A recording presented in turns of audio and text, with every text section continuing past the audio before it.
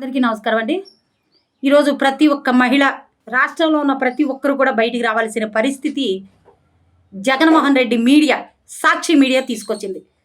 జగన్మోహన్ రెడ్డి మాట్లాడకుండా తన మీడియాతో మాట్లాడిస్తున్నాడు. జగన్మోహన్ రెడ్డికి ఎంత కక్ష ఉందో చూడండి, రాజధాని మీద ఎంత విషం కక్కుతున్నాడో చూడండి.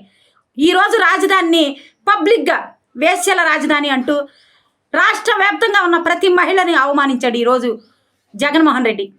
ఆ మీడియాలో డిబేట్ జరిగింది. ఆ డిబేట్లో మాట్లాడుతున్నారు, అమరావతి అని, అమరావతి కాదది వేశ్యల రాజధాని అని మాట్లాడుతుంటే, పబ్లిక్గా మాట్లాడుతుంటే మనందరం చేతులు కట్టుకుని కూర్చుందామా? మన ఆత్మగౌరవాన్ని తాకట్టు పెట్టేద్దామా? మనకెందుకులే అని మనం ఊరుకుందామా? నారా చంద్రబాబు నాయుడు గారిని, నారా లోకేష్ గారిని, వంగలపూడి అనిత గారిని దయచేసి దీని మీద కఠినమైన చర్యలు తీసుకోండి. ఈ కొమ్మినేని శ్రీనివాసరావు, కృష్ణరాజు అనే వ్యక్తుల్ని నడి వీధిలో ఉరితీయాలి. ఇది మా మహిళల డిమాండ్. ఇలాంటి వ్యక్తుల్ని నడి వీధిలో ఉరితీయాలి.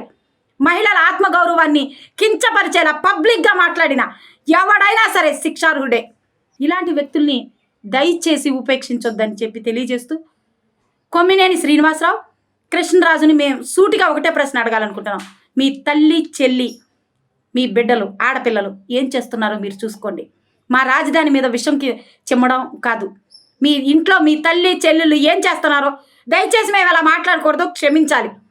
కానీ తప్పని పరిస్థితిలో వీళ్ళు మా రాజధాని మీద, మీరు మా రాష్ట్రంలో ఉండడం ఇష్టం లేకపోతే పొండి బయటికి. మీరు రాజద్రోహులుగా, దేశద్రోహులు.